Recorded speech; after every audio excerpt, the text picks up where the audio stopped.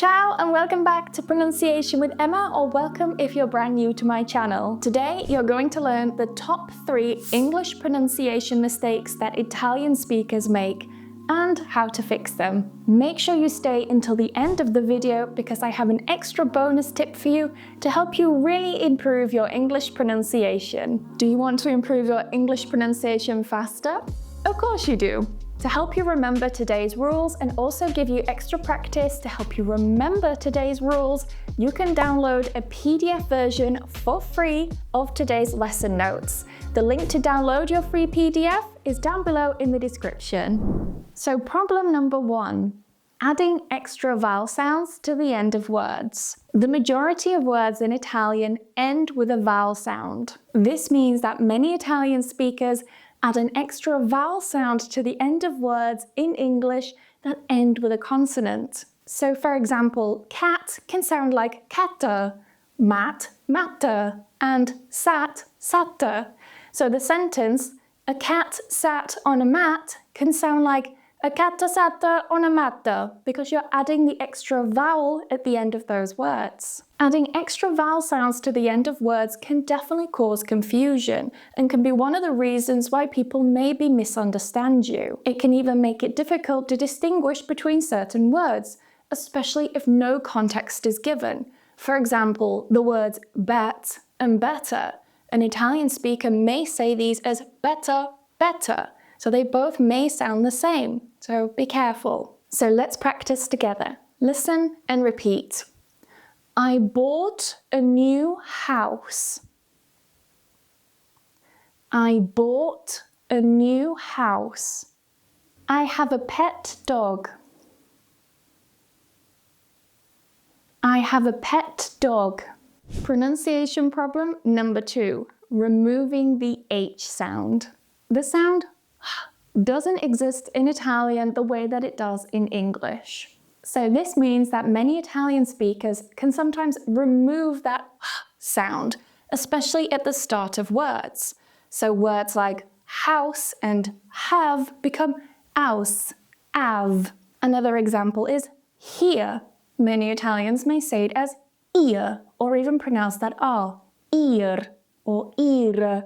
So watch out for that. We'll talk about that r in a moment. Now this is a fun little side note, but there are some English accents which do actually remove that first sound at the start of words. So in the north of England, where I'm from, the word house can be pronounced as aus, and have can be pronounced as av. It's very normal in the north of England. However, if you want to ensure that people outside the north of England understand you clearly, then it's important that you pronounce that sound. Now, if you're not sure exactly how to do that English sound, I want you to imagine that you're in the bathroom and you want to fog up the mirror and you go so then your breath makes the mirror go white, you know, with the condensation of your breath. That is the sound you need to do in English. So house, house. So let's practice with some example sentences. Listen and repeat. Here is my house. Here is my house. Who has my hat? Who has my hat? Pronunciation problem number 3, the r sound. The Italian r is a trilled sound. This means it's produced with the tip of the tongue coming up and vibrating very quickly, basically, like r. However, an English r sound has no contact with the tip of the tongue and the top of the mouth. So you have the Italian r and then the English r, r. For example, red, red, really, really. You see the difference? To make the English r sound, instead of using the tip of your tongue to touch the top of your mouth like in Italian, like the r sound, instead you're only going to touch the top inside parts of your top teeth, so the inside parts of your top teeth with the sides of your tongue. So your tongue should be something like this, with the sides touching here on the inside of your top teeth. The tip of your tongue should not be touching the top of your mouth. You can either keep it relaxed in the middle of your mouth, or if you like, you can place the tip here at the bottom behind your teeth here, behind your bottom front teeth. I have no concept of front and back. So make sure that the tip of your tongue is not touching the top of your mouth. That's the key part. Next, the most important thing is the lip placement. So when you do an Italian ra, you're not really using your lips, but when you do the English ra, ra, ra, notice I'm making like a duck face or a kissing face.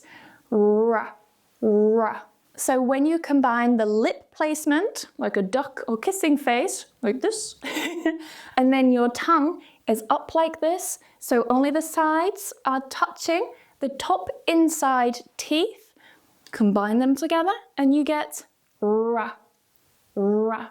And as I said, you can keep the tip of your tongue in the middle, ra, or behind your bottom teeth, ra. There's no difference there, ra, ra. They sound the same. The key thing, as I keep saying, is that you don't touch the top of your mouth. So not ra or anything, not like that. So let's practice with some words. Remember, keep an eye on the tip of the tongue. Round, red, really. I really want the round ball. I really want the round ball. Well done, that was probably the hardest one for Italian speakers. Well done, you've made it to the final bonus tip. This is a very, very tiny thing that will just help elevate and change your pronunciation that little bit more. This is the th and th sounds. What Italian speakers tend to do is replace the th and th sounds with t and d. So think sounds like tink and this sounds like dis. So to create these f and the sounds, I want you to imagine a f sound, as in finger, okay? Or as in fair. Okay, you have the f sound in Italian, so it's fine. So this f sound, you're using your top teeth and your bottom lip, yeah? And there's a little gap for the air. I want you to keep the kind of pressure that you have on your lip with your teeth, but instead of doing it with your bottom lip, you're going to change it for your tongue. So now, instead of doing a with your lip, you're going to do that same sound with the tongue. So you're not biting too hard, it's not, okay?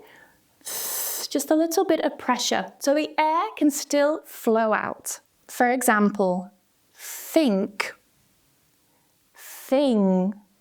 Now for the second sound, it's exactly the same position, so with the tongue between the teeth, but this time you're going to vibrate your vocal cords. To help you vibrate your vocal cords, just produce a vowel sound like ah, doesn't matter which one. So ah, vibrating.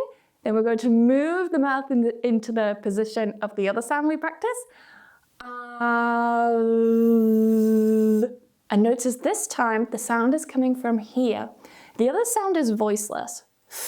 It's just air, but it's made with vibration. So let's compare. We have this, dis, this, dis. You see the difference in the tongue position?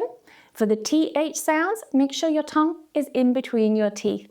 And here's another word, them, them, dem. You see? Them, dem. Let's practice in some sentences. Listen and repeat.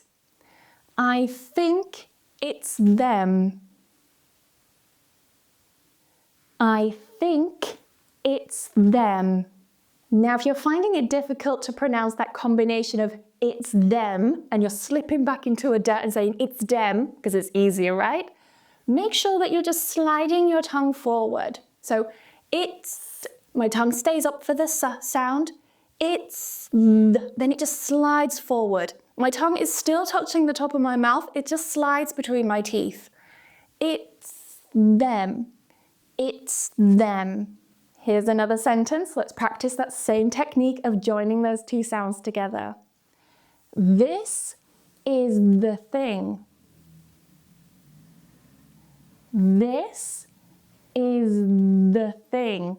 Good. So you're moving your tongue forward. Don't break that contact from the top of your mouth. Is the. This is the thing. Well done for completing today's English pronunciation lesson for Italian speakers. Woohoo! I don't know what congratulations is in Italian. Italians, tell me, what is congratulations? And then I can write it in the pinned comment for you.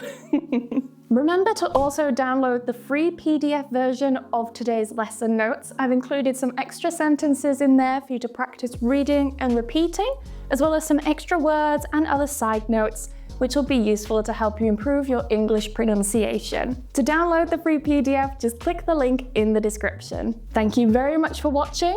I think it's grazie mille, is it? Grazie mille in Italian. Thank you very much for watching, and I'll see you in the next lesson.